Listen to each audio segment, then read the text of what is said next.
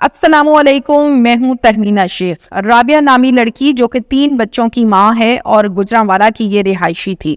ये अफसोसनाक वाक़या पेश आया जिसमें राबिया ने एक ऑडियो मैसेज किया था अपने भाई को कि मेरे मरने के बाद मेरी बहन की शादी मेरे शौहर से करवा देना ताकि मेरे 3 बच्चे रुल ना जाएं और मेरे 3 बच्चों को मेरी बहन बहुत अच्छे से संभाल लेगी। ये ऑडियो नोट जो है, ये ऑडियो मैसेज मैंने आप लोगों को वीडियो में सुनाया था। इस ऑडियो मैसेज के ज़रिए से कुछ सवालात सुलझने वाले हैं, कुछ चीज़ें, कुछ पॉइंट्स, कुछ अल्फाज ऐसे इस्तेमाल किए गए हैं जो मैं आज की वीडियो में आपको क्लियरली तौर पर वर्ड बाय वर्ड सुनाऊंगी, समझाऊंगी, बताऊंगी कि कौन सा लफ्ज़ किस टाइम कहाँ पर इस्तेमाल होता है। तो डिटेल के साथ हम ये चीज़ें आज समझेंगे। बहुत सी चीज़ें मेरे सामने भी आई हैं जो मैं आप लोगों के साथ दोबारा से आज शेयर करूंगी। एक ऑडियो नोट जो कि राबिया की जानिब से अपने भाई को किया गया। सबसे पहले आप दोबारा से एक मर्तबा गौर से इस ऑडियो नोट को सुनिए, फिर आगे बात करते हैं। अस्सलाम वालेकुम। तो मैं गल कर रही थी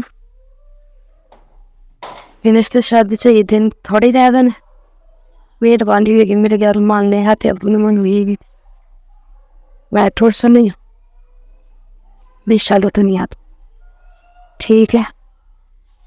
ते टेंशन मैनू सिर्फ पैसा ला रही है कि बच्चे ने तो जाने में पिछों जिंदा नहीं था, ठीक है।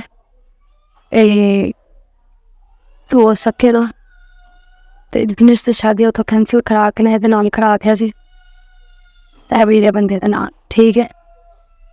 क्योंकि किसी और नाल भी नहीं करनी है कारण बच्चे मेरे रोल जा रहे कोई और आगे सोचते तो उन्होंने मेरे बच्चे का 3 लाख नहीं चढ़ना तो मासे ये पूछते खिंच होगी ना ताकि मेहरबानी मेरे घर मानी है हमें करन क्यों लगी क्यों ली जो कोई गाड़ी था सारी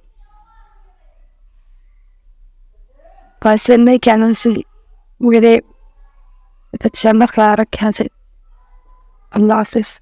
अच्छा, ये पूरा ऑडियो मैसेज आपने सुना, इसमें से एक जंक, एक सेंटेंस मैं दोबारा से आपको सुना रही हूँ, जरा उसको आप ध्यान से सुनिए। और ये जुमला पहले मैं आपको बोल के सुना रही हूँ, फिर आपने ये ऑडियो में सुनना है कि क्या ये बात ऐसे ही है, मैं गलत बात तो नहीं कह रही। बिनिश की शादी कैंसिल करवा के एदेनाल कर दिया जी। बिनिश से शादी हो तो कैंसिल करा के ना एदेनाल करा दिया जी। इस ऑडियो में बड़ा क्लियरली तौर पर ये कहा जा रहा है अपने भाई को कि बिनिश की शादी तुम कैंसिल करवा के एदे नाल करवा दिया जे। ये जो जुमला है ना पंजाबी का, एदे नाल करवा दिया जे, ये बड़ा इंपॉर्टेंट जुमला है। जब कोई सामने बैठा होता है ना तो हम उसको कहते हैं ये बैठा है। पंजाबी हो तो पंजाबी में हम उसको कह देते हैं ए बैठा है।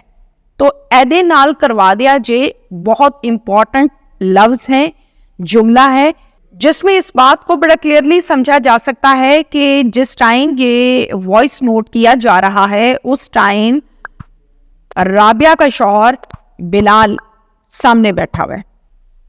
आगे चलते हैं और ये चीजें आपको मैं बावर करवाऊंगी और समझाऊंगी। जब कोई भी शख्स खुदकुशी करता है, हम प्रोग्राम्स करने के लिए जाते हैं, जाके चीज़ों को समझते हैं, जाके चीज़ों को देखते हैं, वकूओं को देखते हैं, फैमिली मेंबर्स से मिलते हैं, तो वहाँ से समझ में आता है कि कोई भी शख्स खुशी के साथ खुदकुशी नहीं करता। तंग आके हालातों वाक़यात से दिल बर्दाश्ता होके वो खुदकुशी करता है। और जब इंसान हालात से दिल बर्दाश्ता होके खुदकुशी करता है तो उसके जो अल्फाज हैं, जो आवाज़ की पिच है, जो एक्सप्रेशंस होते हैं, जो ऑडियो वॉल्यूम होता है, वो टोटली चेंज होता है। वो कोई ऐसा नहीं होता जिससे आप ये महसूस करें कि भाई आवाज़ तो बिल्कुल ठीक है, नॉर्मल है। दर्दनाक आवाज़ होती है। अब हम इस ऑडियो मैसेज की बात करें, इस ऑडियो की बात करें जो कि आपने आगाज़ में सुना, तो इनकी जो आवाज़ है खातून की, ये बिल्कुल मुझे नॉर्मल लग रही है।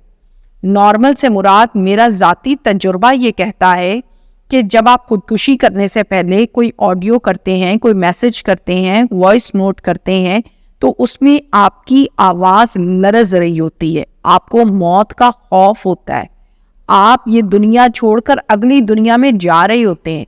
इस चीज़ का बहुत प्रेशर होता है और उस प्रेशर खौफ की वजह से आपकी आवाज़ जो है वो लरज रही होती है, खौफ ज़दा होती है, आवाज़ रोई रोई होती है। لیکن اس آڈیو میسج کی جب ہم بات کرتے ہیں تو اس میں آواز بالکل نارمل ہے. مثال کے طور پر ایک اور آڈیو میسج ذرا سنیے, پھر ہم اس پر بات کرتے ہیں. السلام علیکم. بادشاہ جی کی یاد چلتا چلتا دن پھر 2 دن کم کہنا ایسے موقع ایسے وقت انسان جن بہت دن کے قریب سمجھتا اور نہیں کر سکتا. میرے کو غلطیاں کوتاہیاں ہوئی ہیں, مجھے معاف کر دے گیا. میری چھبوں قبرستان دے وچ میری جگہ رکھی ہوئی ہے, لیکن ایک ریکویسٹ ہے, کوئی جو مرضی کرے روح بانو تے بوسا نو میرے نال کمرے چ پارا تانوں کٹے رہے کمرے بیگ. وہ بچے 28-3 سال تو میں انہوں بچے نے نال نہیں بیٹھا. وہ بہت ترسے ہوئے سی میں روز کہتے ہیں پاپا میرے پاس ہو, میں نہیں سو پاتا دی. بادشاہ میری قبر دا میرے قبر دا خرچہ. یہ آڈیو میسج جو آپ نے سنا یہ کاظم جواد کا ہے. کاظم جواد ایک اور ولاگ بھی میں نے آپ لوگوں کے سامنے کیا تھا, اگر آپ لوگوں کے ذہن میں نہیں ہے تو میں شارٹ سا بتا دوں.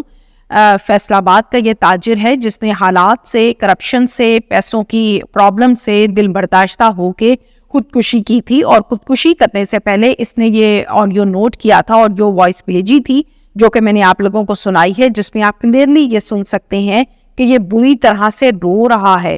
اس کی آواز سے ہمیں یہ کلیئرلی سمجھ آتا ہے کہ یہ شخص اس قدر تنگ آ گیا ہے کہ یہ بالکل اپنے لاسٹ ٹائم پر یہ وائس نوٹ کر رہا ہے. تو اس سے ہمیں یہ چیز تو آج کی ولاگ سے کلیئرلی طور پر سمجھ میں آ گئی کہ رابعہ جو وائس نوٹ کر رہی ہے, ایک تو اس کی آواز بالکل نارمل ہے, اس میں وہ روئی بھی نہیں ہے.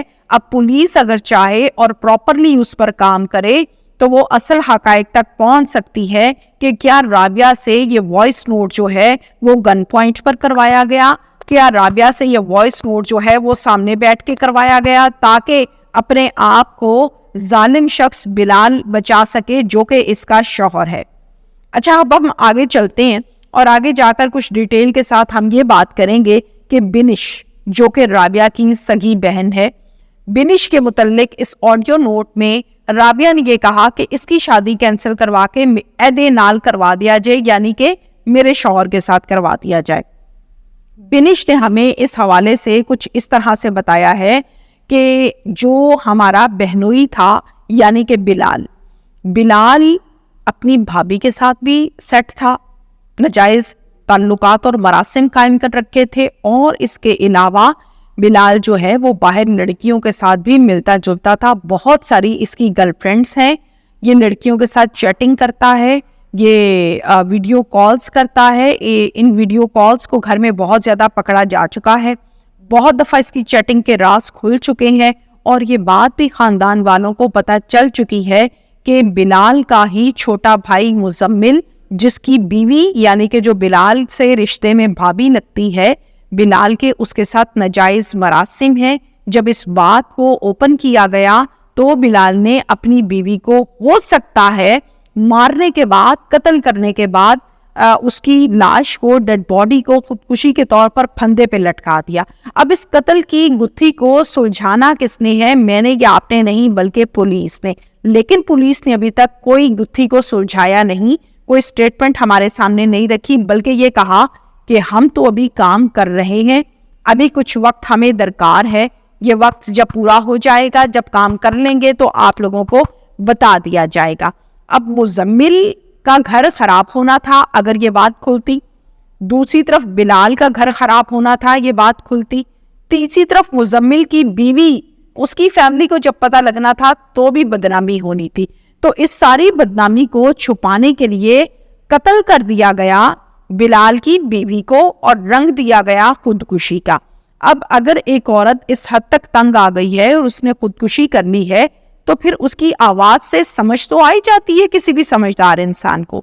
یہ تو ساری کی ساری ڈیٹیلز ہیں, لیکن ایک چیز بڑی امپورٹنٹ ہے اس میں جو میں چاہتی ہوں کہ آپ لوگوں کے سامنے ہم آج یہ رکھیں گے کہ جب ڈیڈ باڈی پڑی ہوئی تھی رابعہ کی, جس کی باڈی پر تشدد کے نشانات بھی تھے, تو اس ٹائم فیملی لواحقین کی جانب سے کمپرومائز کیوں کیا گیا؟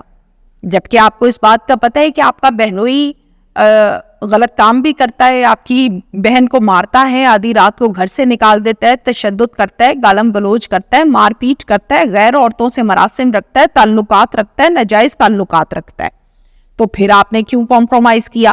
آپ کو تو چاہیے تھا کہ ڈیڈ باڈی کے ٹائم بے شک اس کی ماں نے ہاتھ جوڑے تھے اور یہ کہا تھا کہ اس ٹائم کفن دفن ہونے دو, بعد میں بیٹھ کے بات کو سلجھا لیں گے.